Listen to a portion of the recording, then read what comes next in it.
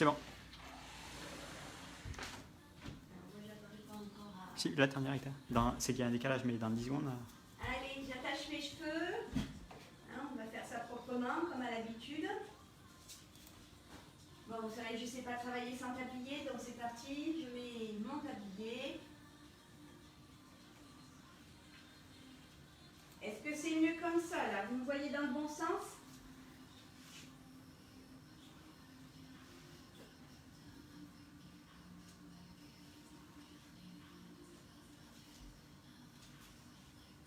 Alors, ça, là, ça... Oui, super. Allez. Oh, bonjour Aurélia, merci d'être là. Ah, j'ai la maman d'Aurélia. Merci. Allez, Fabienne, génial. J'espère que Quentin est au fourneau hein, pour faire en même temps. Allez, oh là là, mais c'est terrible. C'est dur hein, quand même, hein, c'est super dur. Allez, j'ai Karine qui me dit coucou, c'est super.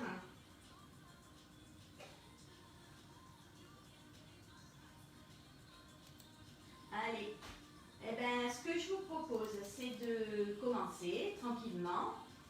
Donc, du coup, ça a réduit un peu le champ visuel de mes ustensiles et tout, mais comme on va les voir au fur et à mesure, c'est pas un problème. Ok? Donc, aujourd'hui, je vous ai proposé le croque-chèvre, mais en fait, c'est la base d'une recette qu'on appelle le croque-tablette. Et j'adore cette recette parce que là, on va la faire avec des produits définis, mais l'idée, c'est vraiment que vous utilisiez vos restes dans vos frigos. D'accord? Vous savez que je suis super économe, que j'essaye vraiment de ne pas gaspiller, je ne gaspille plus, je recycle tout. Hein, ma devise, c'est vraiment rien ne se perd, tout se transforme.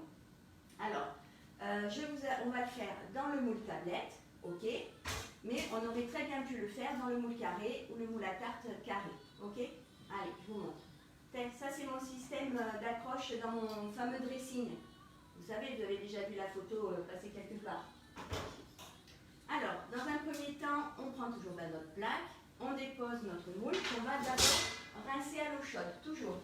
Donc, je vous propose de le faire en même temps que moi.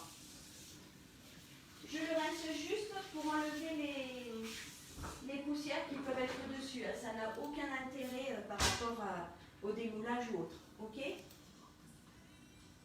Ah, j'ai Cathy qui est là aussi, super. Et Françoise, ma Françoise rigolote. Corinne, bienvenue. Ah, purée, j'ai Sarah. Merci Sarah d'être là. C'est trop génial. Bon, ben là, je me sens soutenue. Hein. Allez, c'est parti. Donc, je positionne mon moule sur ma plaque, toujours comme à l'habitude, ce qui va me permettre ensuite de le promener comme je veux. Ok? Je le mets de côté, puisque maintenant, je vais commencer ma recette. Ok? Alors, ah ben là, il y a OK, OK. J'en connais un qui doit être en train de dire, elle est toujours en train de dire OK. Bon, je vais essayer de me corriger. Hein. Alors, dans un premier temps, vous allez prendre un cul de poule. Moi, j'ai le pichet verseur que je trouve super pratique, donc je vais le faire directement dedans. OK? Non, pas OK. Je prends ma balance et je vais peser 200 g de lait. Mais vous pouvez mettre de la crème, tout ça. Allez, hop, c'est parti. Je mets mes 200 g de lait.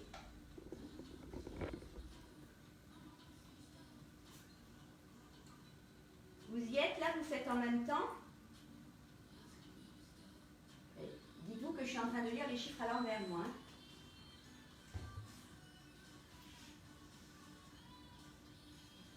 Allez.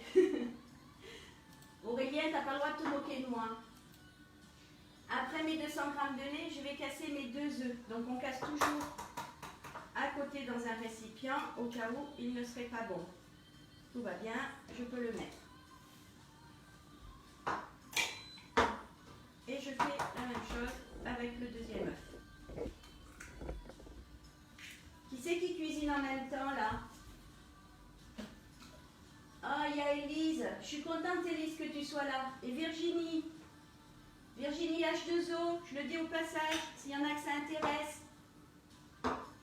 Voilà, donc j'ai mis mon lait, mes œufs. On aurait pu mettre un laitage en fait. Vous partez sur l'idée du laitage. Il vous reste une briquette de crème, vous mettez de la crème. Il vous reste du mascarpone, vous mettez du mascarpone. Bon, ça va être bien riche, hein, mais Voilà, chacun fait comme il veut, ok? Donc, mon mélange est fait. Je vais mettre du sel et du poivre. C'est pareil, moi je mets du sel et du poivre, mais en fait, vous pouvez mettre tous les épices qui vous vont, selon ce que vous avez mis. Par exemple, si vous avez mis, là on va mettre courgettes, tomates, chèvre, mais si vous avez mis des poivrons, du thon, ça peut être sympa de rajouter en plus du piment d'Espelette ou autre. Bon, alors c'est toujours à vista des nazes. Hein. Évidemment, ça sonne à la porte, c'est toujours au bon moment. Allez, ensuite, je prends ma cuillère magique et je touille. Et pourquoi on l'appelle la cuillère magique? Parce qu'en fait, en 5-6 secondes de tourner, voilà, je suis en train d'en mettre partout, et bien voilà, c'est déjà mélangé. Ok. Donc mon appareil, il est prêt. Je vais pouvoir maintenant m'affairer au remplissage du moule. Ah, j'ai un colis qui arrive. Wouhou, super. Allez, alors je prends mon moule. Et là, je vais faire un peu Tetris. Ok. Hein, j'arrête pas de dire ok, j'en connais un qui doit bien s'amuser là.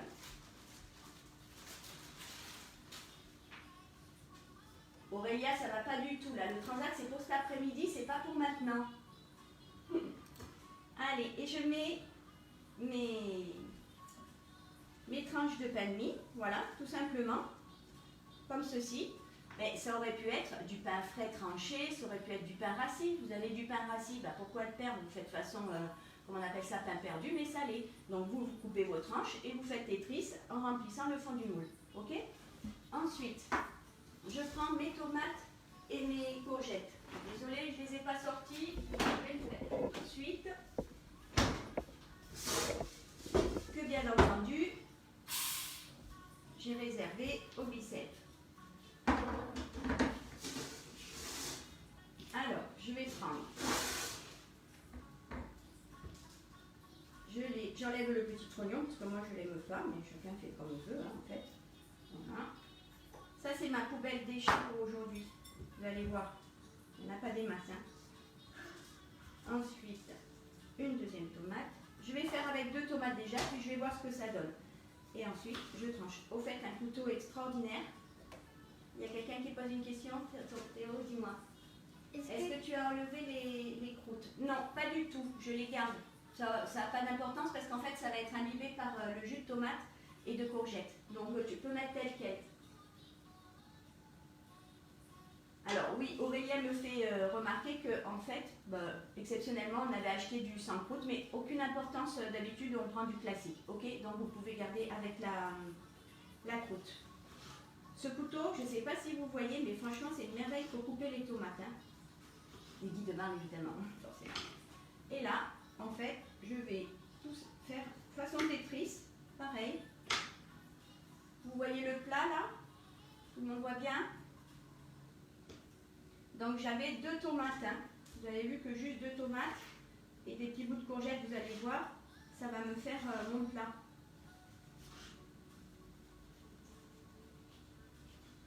Aurélien, t'arrêtes de te moquer de moi là, ça m'agace.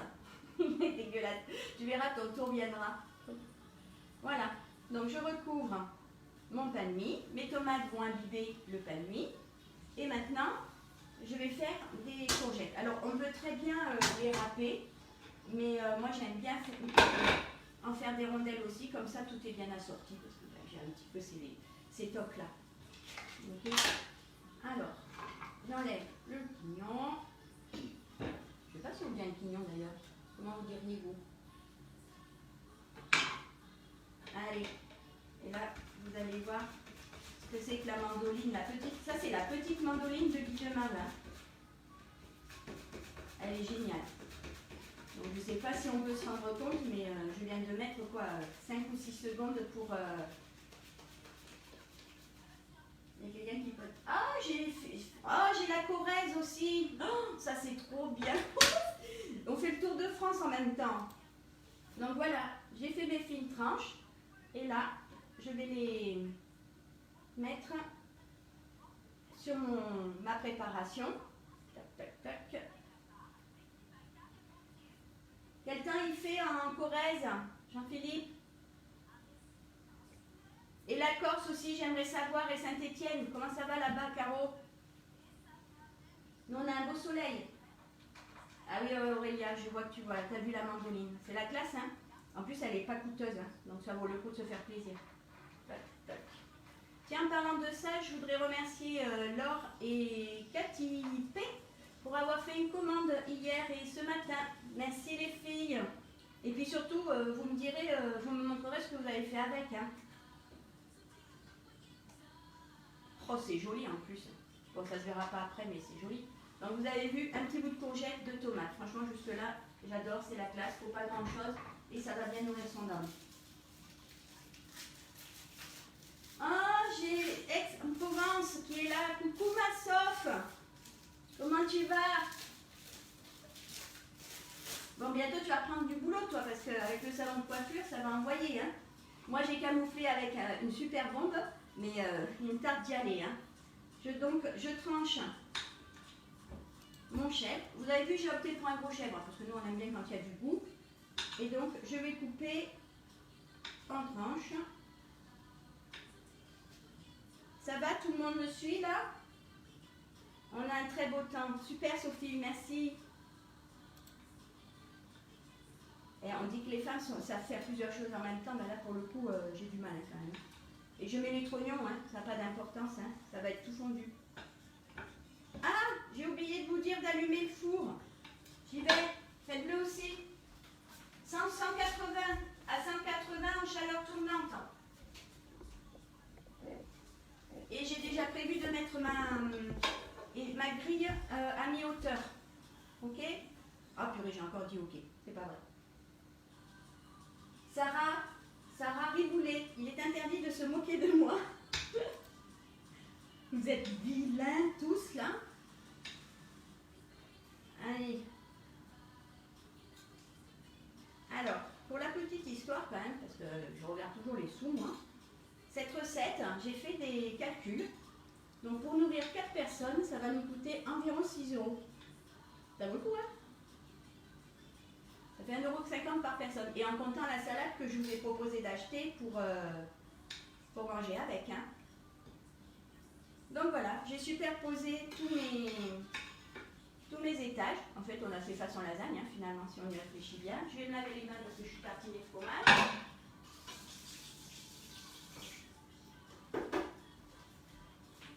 Et ensuite, tout simplement, je vais recouvrir de 4 nouvelles tranches de panier avec leur croûte. Même si j'ai pas pris avec la croûte, c'est pas gênant. Voilà.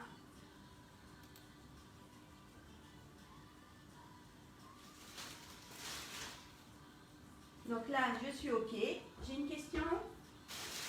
Alors, par quoi je peux remplacer les tomates? Les idées. Alors, en fait, l'idée, c'est que vous reteniez pain de mie dessous, pain de mie dessus. Donc, au milieu, vous mettez ce que vous voulez. Les tomates, ça peut être les tomates courgettes, ça peut être d'autres légumes. Des poivrons confits, ça peut être une fondue de poireaux. Oh, putain, une fondue de poireaux, ça doit pas être mal. Et du coup, à la place du fromage, ça peut être du saumon, ça peut être un reste de poulet. Comme je suis partie sur l'optique, j'utilise mes restes, c'est en fonction de vos restes. Mais après, soyez créatifs, tout ce qui vous vient et tout ce que vous savez que ça marche en vous ensemble, eh ben allez-y. Ça peut être sucré aussi, hein. Ça peut être, je mets des tranches de brioche et puis je vais mettre du chocolat et des framboises. Ça peut être, voilà, enfin allez-y, vous savez, vous connaissez en général les goûts qui marchent ensemble. Si vous avez un doute, eh ben, vous me demandez et puis je vous donnerai les idées que j'ai, ok? Est-ce que ça va, Aurélia, pour toi? Ah, il y a Aurélienne qui propose courgette, basilic, miel. Effectivement, ça cartonne. Ah, attendez, j'ai oublié. J'ai oublié le basilic, mes petites herbes, parce que j'aime pour la couleur, mais j'aime pour le goût aussi. Alors, je suis en train de découper mes feuilles de basilic. Voilà, j'ai fait un petit tas. Et là, j'ai la chance d'avoir un ciseau à plusieurs lames qui va me permettre de pouvoir les mettre facilement un peu partout.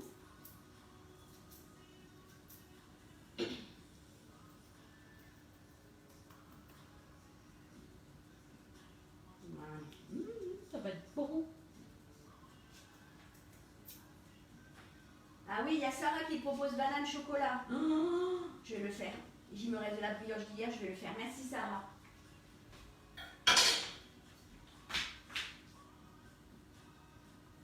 Ah, je suis contente parce que vos idées sont vraiment sympas. Hein. Allez, bah, maintenant je peux remettre mes pains de mie.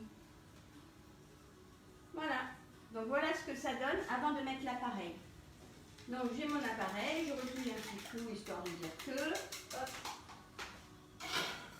Et là, grâce au bec verseur du pichet, je vais d'abord remettre un peu sur le dessus. Et ensuite, j'hésite pas à faire tomber sur les bords. Je sais pas si vous voyez. Hop. Vous le voyez s'imbiber un peu là? Je m'approche un petit peu. Il y a une question? Prochaine vidéo, Christelle et Aurélien. Merci, merci Laure. Excellente idée. T'es marron, Aurélien. Tu vas être obligé. J'adore. Allez, moi je suis une grande fan de ma spatule qui étale tout là. Et là, je tasse. Et c'est prêt. Enfin, c'est prêt à être enfourné, évidemment. Donc là, on va l'enfourner. Alors, ça dépend des fours. Normalement, c'est 25-30 minutes. Donc, par acquis de conscience, mettez 25 minutes. Et puis, selon la coloration du dessus, bah, vous enchaînez sur 5 minutes de plus, ou peut-être 10 minutes de plus, ça dépend des fours. Ok, donc je vais l'enfourner. Et je programme, moi pour ma part, 25 minutes parce que j'ai un four qui carbure. Et je verrai à ce moment-là. Alors, bah ça y est, on a réalisé notre premier live, notre première recette. Et voilà, c'est fini. Voilà mes déchets. Je suis fière de moi pour ça. Et bah, comment vous dire que c'est un peu l'heure de l'apéro maintenant. Donc, ce que je vous propose le temps de la cuisson, c'est de se prendre un petit verre, toujours avec modération bien sûr, sans faire de pub pour la réunion. Je suis une adepte du punch et uniquement avec le rhum charrette. Donc, je vais me verser un petit verre. Ah, Cathy, tu proposais du fromage râpé dessus. Oui, on aurait pu. Alors même moi, des fois, je le mets par en dessous. Je fais façon tatin, puisqu'on sait qu'on va le démouler à l'envers dans l'autre sens. Donc je commence par mon gruyère râpé. Et ensuite, j'enchaîne. Ce qui fait que quand je vais démouler, ça va être tout, effectivement, gratiné dessous. Ça donne bien faim tout ça. Pauline, on a la Vendée. Ouh! Oui, comme me fait remarquer Sarah, surtout que les déchets vont au composteur et que bah, j'espère qu'on va avoir bientôt des poules puisque nous avons investi dans un poulailler. Donc dès qu'on a fini le confinement, on va chercher nos poules et du coup ce sera ou composteur ou le repas des poules. Alors Fabienne, je ne vois qu'en photo ta vidéo. Eh ben tu sais quoi Fabienne, ce que je te propose c'est de venir faire une petite vidéo avec moi. Et puis comme ça, tu pourras goûter mon super punch ananas. Oui, je rappelle. Alors apparemment, mais en fait, je vous mettrai la recette en même temps que la photo du moule. Donc oui, c'est 180 le four et c'est parti pour 25 minutes, voire 30 minutes. Allez, ben, je vous fais un gros bisou. Je vous souhaite un super week-end. Et pensez à moi avec cette première recette parce que si je l'ai choisie, c'est juste parce que, indépendamment de la faire, spécialement comme on le fait aujourd'hui, pensez à y mettre vos restes dedans. Souvent, il nous reste, alors chez nous on est 4 à table, il va me rester un petit reste pour une seule personne. Ben là, ça va me permettre d'en faire quelque chose pour nous 4 et de réutiliser indéfiniment. Voilà. Allez, ben, je vous souhaite un bon week-end. Et puis, j'espère que ça vous a plu. J'espère que j'ai été à la hauteur. Et ben là, je vais mieux quand même. Hein. Allez, à la vôtre. Au revoir.